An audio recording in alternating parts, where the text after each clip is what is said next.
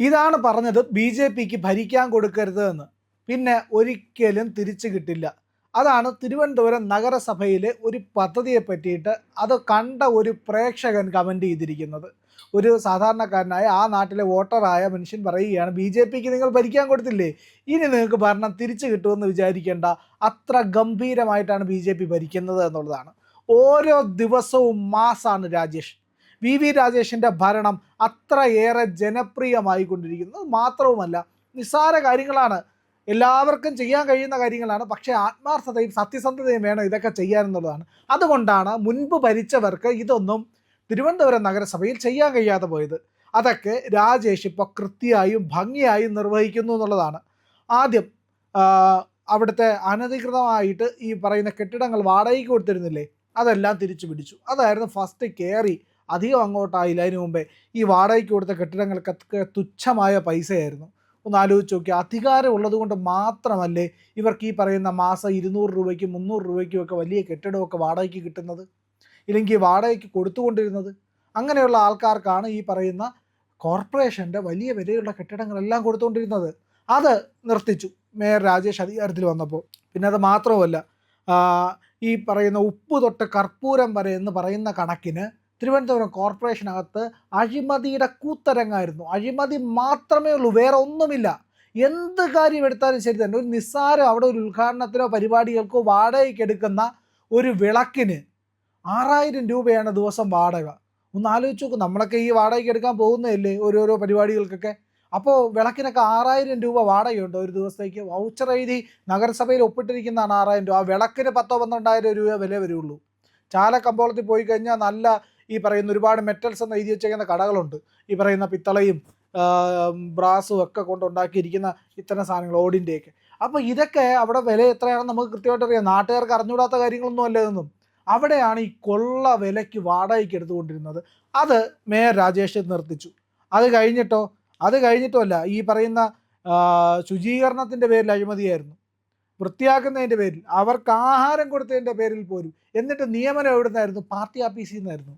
അത് mayor Ooty party ഓഫീസിലെ പ്രധാനപ്പെട്ട ജില്ലാ സെക്രട്ടറിയോട് ചോദിക്കും, സഖാവ് പറഞ്ഞു കൊടുക്കും, അന്യ ആൾക്കാരെയൊക്കെ നിയമിക്കും, അതിനുവേണ്ടി കത്തും കൊടുത്തുവിടും. ഇതൊക്കെയായിരുന്നു തിരുവനന്തപുരം കോർപ്പറേഷനിൽ നടന്നുകൊണ്ടിരുന്ന. ഭരിച്ചു മുടിച്ചു. ഒന്ന് ആലോചിച്ച് നോക്കൂ. ഒരു ഏറ്റവും പ്രായം കുറഞ്ഞ ഒരു മേയർ വരുന്നു, യങ്ങാണ്. യങ്ങെന്ന് പറയുന്നതിൻ്റെ അർത്ഥം എന്താ? നമ്മൾ ഏറ്റവും യുവാവായിട്ടുള്ള അല്ലെങ്കിൽ യുവജനതയായിട്ടുള്ളത്, ഊർജ്ജസ്വലമായിട്ട് ധീരതയോടെ സത്യസന്ധമായി കാര്യങ്ങൾ ചെയ്യേണ്ട ആളല്ലേ. ഊർജ്ജസ്വലതയോടുകൂടി സത്യസന്ധമായിട്ട്. ആ പ്രായത്തിൻ്റെ അർത്ഥം പോലും അതാണ്. എന്തിനാണ് ചെറുപ്പക്കാർ വിപ്ലവത്തിലേക്ക് എടുത്ത് ചാടിക്കൊണ്ടിരുന്നത്? അവർ വിപ്ലവത്തിലേക്ക് എടുത്ത് ചാടുന്നതിൻ്റെ കാരണം ഇത്രയേ ഉള്ളൂ. അവരുടെ ആ ഊർജം വിനിയോഗിക്കാൻ, അത് സത്യസന്ധമായിട്ടും നല്ലതായിട്ടുള്ള ഒരു ലോകത്തിന് വേണ്ടിയിട്ട് അവർക്ക് പ്രത്യാശ ഉള്ളത് കൊണ്ട് ഇങ്ങനെ ഒരുപാട് കാര്യങ്ങളാണ് യുവാക്കളെ പ്രേരിപ്പിക്കുന്നത്. അങ്ങനെ ഒരു മേയർ, ഒരു പെൺകുട്ടി, അതൊരു പെൺകുട്ടിയാണെന്ന് ആലോചിച്ച് നോക്കാം. സാധാരണ അല്പം പ്രശ്നമൊക്കെ ഉണ്ടാക്കുന്ന ആൺകുട്ടികളെന്ന് പറയും. ഒരു പെൺകുട്ടി വന്നാൽ കുറേ കൂടി സത്യസന്ധതയും ആത്മാർത്ഥതയും ഒക്കെ കൂടുകയുള്ളൂ. എന്നിട്ട് പോലും ദുർഭരണത്തിൻ്റെ അങ്ങേയറ്റം അഴിമതിയുടെ കൂത്തരങ്ങായിട്ട് നശിപ്പിച്ച് നാറാണക്കല്ലെടുത്തു തിരുവനന്തപുരം നഗരസഭ എന്നുള്ളതാണ്. ഒരു പെൺകുട്ടി ഭരിച്ച് മുടിച്ച് അധികാരത്തിൽ നിന്നുകൂടി ആ മുന്നണിയെയും ആ പറയുന്ന പാർട്ടിയെയും ഒക്കെ അധികാരത്തിൽ നിന്ന് തൂത്തെറിയാനുള്ള കാരണമായിട്ട് ഒരു പെൺകുട്ടി മാറി എന്നുള്ളതാണ്. അത്ര വൃത്തികെട്ട ഭരണമായിരുന്നു, അത്ര നാറിയ അഴിമതിയുടെ അങ്ങേയറ്റം നിറഞ്ഞ ഭരണമായിരുന്നു. അതുകൊണ്ടാണ് ഗതികെട്ട് ജനങ്ങൾ BJPയെ വിളിച്ച് ഭരണം ഏൽപ്പിച്ചത്. അപ്പോൾ അങ്ങനെ നടന്നുകൊണ്ടിരുന്ന ഭരണമാണ്, നഗരസഭാ ഭരണമാണ് ഇപ്പോൾ VV രാജേഷ് ശരിയായ രീതിയിൽ ക്രമീകരിച്ചു കൊണ്ടിരിക്കുന്നത്. നിസ്സാര സമയമേ ആയിട്ടുള്ളൂ VV രാജേഷിൻ്റെ ഭരണസമിതി അധികാരത്തിലെത്തിയിട്ട്. എന്നിട്ട് എന്താ ചെയ്ത്? പാളയം മാർക്കറ്റിൽ പോകുന്നു. ആ പാളയം മാർക്കറ്റിൽ അനധികൃതമായി നിർമ്മിച്ചു വെച്ചിരുന്ന കെട്ടിടങ്ങൾ ഇടിച്ചു കളഞ്ഞുക മാത്രമല്ല, അവിടുത്തെ ഗുണ്ടാ പിരിവ്, കണ്ണിമറ മാർക്കറ്റ് എന്നാണ് ആ മാർക്കറ്റിൻ്റെ പേര്. തിരുവനന്തപുരം പാളയത്തിൻ്റെ ഹൃദയഭാഗത്തിരിക്കുന്ന ഏറ്റവും സുപ്രധാന മാർക്കറ്റ്. ആ മാർക്കറ്റ് നിയന്ത്രിച്ചിരുന്ന ഗുണ്ടകളാണ്. തിരുവനന്തപുരത്തിൻ്റെ ആ പാളയത്തിനൊക്കെ സമീപ പ്രദേശത്തുള്ള ഗുണ്ടകൾ. ഈ ഗുണ്ടാരാജാണ്. ഈ ഗുണ്ടകൾ CPMൻ്റെ ഗുണ്ടകളാണ്. CPM പറയുന്നതിനനുസരിച്ചാണ് പ്രവർത്തിക്കുന്നത്. ഈ പറയുന്ന LDF CPMൻ്റെ കാട്ടായിക്കോണം സ്മാരക ഓഫീസിൽ ഇരുന്നിട്ട് നിയന്ത്രിക്കും. അവിടുത്തെ ജില്ലാ സെക്രട്ടറി ഇരുന്നിട്ട് നിയന്ത്രിക്കാൻ തുടങ്ങും. ആ ജില്ലാ സെക്രട്ടറിമാരായിരുന്നു അതിൽ V ശിവൻകുട്ടി, M വിജയകുമാർ, കടകംപള്ളി സുരേന്ദ്രൻ, ഇപ്പോൾ അവസാനം വന്നിരിക്കുന്ന AA റഹീം വരെയുള്ളവരുണ്ട്.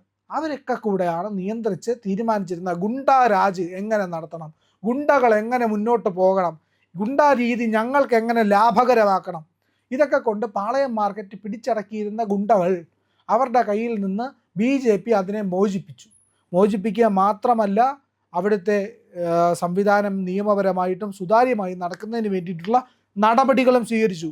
മറ്റാർക്കും ചെയ്യാൻ കഴിയാത്ത കാര്യമൊന്നുമല്ല ഇത്. ചെയ്യാൻ വേണ്ടിയിട്ടുള്ള ഇച്ഛാശക്തി വേണമായിരുന്നു. അതിന് ശരിയായൊരു മേയറും മേയറുടെ കൂടെയുള്ള ആൾക്കാരും വരണമായിരുന്നു. പിന്നെ അടുത്ത കാര്യം എന്താണ്? അടുത്തതെന്ന് പറഞ്ഞു കഴിഞ്ഞാൽ ഈ പറയുന്ന ശുചീകരണം, തലസ്ഥാനത്തിൻ്റെ പ്രധാനപ്പെട്ട പ്രശ്നം വെള്ളക്കെട്ടാണ്. ആ വെള്ളക്കെട്ട് പരിഹരിക്കണമെങ്കിൽ അതിൻ്റെ ഏറ്റവും വലിയ നാഡി എന്ന് പറയുന്നത് ആമയഞ്ചാന്തോടാണ്. ആമയഞ്ചാന്തോട് ശുചീകരിച്ചു. എവിടം തൊട്ട്? അങ്ങ് ഈ നന്തൻകോടിനപ്പുറം മുതൽ ഇങ്ങ് കിഴക്കേക്കോട്ടയ്ക്ക് അപ്പുറം വരെ നഗരത്തിൻ്റെ ഒരറ്റം മുതൽ അങ്ങേ അറ്റം വരെയും, ഈ പറയും നഗരം എന്ന് പറഞ്ഞു കഴിഞ്ഞാൽ നഗരസഭയുടെ ഭരണ കേന്ദ്രം അത് വരെയല്ല, അതിൻ്റെ പ്രധാനപ്പെട്ട ഭാഗം, ആമയഞ്ചാന്തോട് ഒഴുകുന്ന പ്രധാനപ്പെട്ട ഭാഗം, അവിടെ തൊട്ട് അങ്ങറ്റം വരെ ക്ലീൻ ചെയ്തു. അവിടുത്തെ മാലിന്യമെല്ലാം കോരി.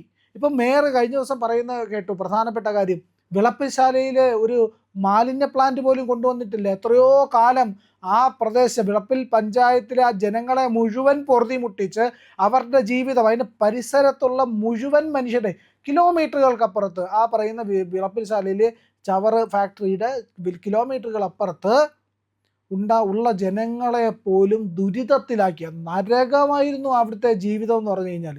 ആ ജീവിതം അത്രയും നരകം. അവർ സമരം ചെയ്ത് വെറുതെ അല്ല, ഗതികെട്ടിട്ട് ആ മനുഷ്യർ സമരം ചെയ്തതെന്ന് ഓർക്കണം. അങ്ങനെ ഗതികെട്ട് സമരം ചെയ്താണ് ആ ചവറ് കൂമ്പാരം. നമുക്ക് അവിടെ ചെന്ന് നോക്കിക്കഴിഞ്ഞാൽ തല ഇങ്ങനെ ഉയർത്താൻ കഴിയും. അത്ര കൂമ്പാരം മല പോലെ കിടന്നിരുന്നതാണത്. അതിനെയാണ് മുക്തമാക്കി ഈ പറയുന്ന മാലിന്യം അവിടെ കൊണ്ട് നിക്ഷേപിക്കുന്ന പരിപാടി. അതായത് നഗരത്തിൻ്റെ മാലിന്യം കൊണ്ടുവന്ന് തള്ളുന്ന ഒരു സ്ഥലം അങ്ങനെ ആക്കിയിരുന്ന ആ പ്രദേശത്തിനെ സമരം ചെയ്ത് ജനങ്ങളെ മോചിപ്പിച്ചു. അവിടേക്ക് ഒരു മാലിന്യ പ്ലാന്റ് കൊണ്ടുവരാൻ അവിടെ മാറി 10-45 കൊല്ലം ഭരിച്ച CPM-ന് ഇടതുപക്ഷത്തിനും ഒന്നും പറ്റിയില്ല എന്നുള്ളതാണ്. ഇപ്പോൾ അതിൻ്റെ നടപടികൾ കൂടി വേഗത്തിൽ നടക്കും. അവിടെ ഈ മാലിന്യ സംസ്കരണം, അവിടെ കൊണ്ടിട്ടിരിക്കുന്ന പുതിയതായിട്ട് മാലിന്യം കൊണ്ടിടാനല്ല, അവിടെ ഇട്ടിരിക്കുന്ന മാലിന്യം വേർതിരിക്കാനും അത് സംസ്കരിക്കാനും അത് ശരിയാക്കാനും അതിനുശേഷം ആ ഭൂമി ശരിയായ രീതിയിൽ വിനിയോഗിക്കാനും വേണ്ടിയിട്ട് ഒരു ജനതയുടെ മേലെ അടിച്ചേൽപ്പിക്കാനുള്ളതല്ല ഒരു നഗരത്തിൻ്റെ മാലിന്യം എന്നുള്ള ബോധ്യം ഈ മേയർക്കുള്ളത് കൊണ്ടാണ് അത്തരത്തിൽ ചെയ്യുന്നത്. അവിടെ നല്ല ഫാക്ടറി, വളമൊക്കെ ഉണ്ടാക്കുന്ന, പ്ലാസ്റ്റിക് തരംതിരിച്ച് വിവിധ ഉൽപ്പന്നങ്ങൾ ഉണ്ടാക്കുന്ന ഒരു ഫാക്ടറിയാണ് ആദ്യം മുതലേ പ്രവർത്തിച്ചിരുന്നെങ്കിൽ ആ ജനങ്ങൾ അവിടെ എതിർക്കുമായിരുന്നു. അവിടെ കുറേ ആൾക്കാർക്ക് ജോലി കിട്ടുകയും ചെയ്തേനെ.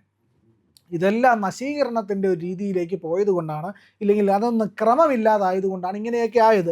ഏതായാലും അതിനും മാറ്റം വരുത്താൻ പോവുകയാണ്. പക്ഷേ ഇപ്പോൾ ഏറ്റവും ശ്രദ്ധേയമായ കാര്യം, ഞാൻ ആദ്യം പറഞ്ഞില്ലേ, ഇതാണ് പറയുന്ന BJPക്ക് അധികാരം കൊടുക്കരുത്, പിന്നെ ഒരിക്കലും അവരെ താഴെ ഇറക്കാൻ കഴിയില്ല എന്ന് പറഞ്ഞതിൻ്റെ കാരണം എന്താണെന്നറിയാമോ?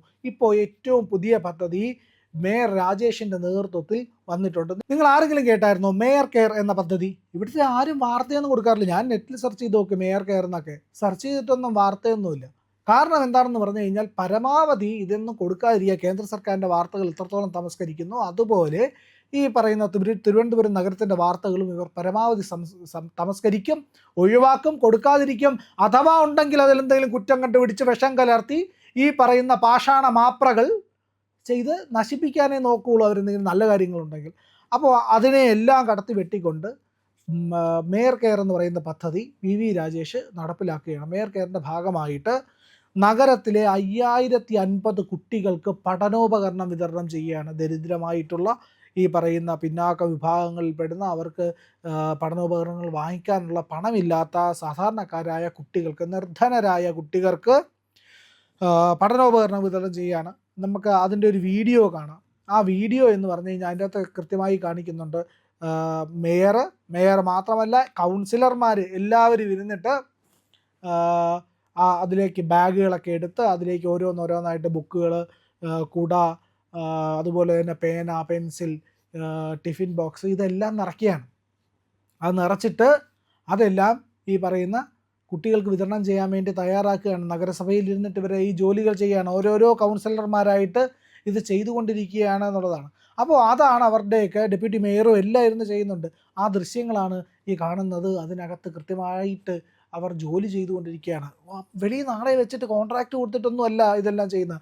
അവരവിടുത്തെ ജീവനക്കാരും അവിടുത്തെ കൗൺസിലർമാരും ഇരുന്നിട്ടാണ് ഇതെല്ലാം അടുക്കിപ്പറക്കി ചെയ്യുന്നത്. 5000 ആൾക്കാർക്കുള്ളതല്ലേ, 5000 കുട്ടികൾക്കുള്ളതല്ലേ, ഞങ്ങൾ ചെയ്തു കൊള്ളാം, ഞങ്ങളുടെ നാട്ടിലെ കുട്ടികൾക്ക് വേണ്ടിയിട്ടല്ലേ, ഞങ്ങളുടെ കുട്ടികളല്ലേ എന്ന നിലയ്ക്ക് കണ്ടുകൊണ്ടാണ് അവർ ഈ പറയുന്ന പഠനോപകരണം വിതരണം ചെയ്യുന്ന മാതൃകാപരമായിട്ടുള്ള പ്രവൃത്തിയാണ്.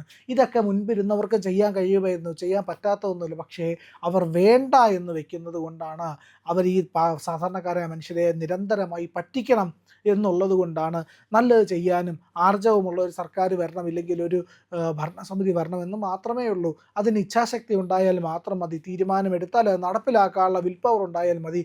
അതില്ലാത്തത് കൊണ്ടാണ് ഇവരെ എല്ലാം അധികാരത്തിൽ നിന്ന് അടിച്ച് വെളിയിലാക്കി BJPയെ മേയർ VV രാജേഷിനെ അധികാരം കൊടുത്ത് ജനങ്ങൾ എത്തിച്ചിരിക്കുന്നത്. ഇതാണ് മേയർ.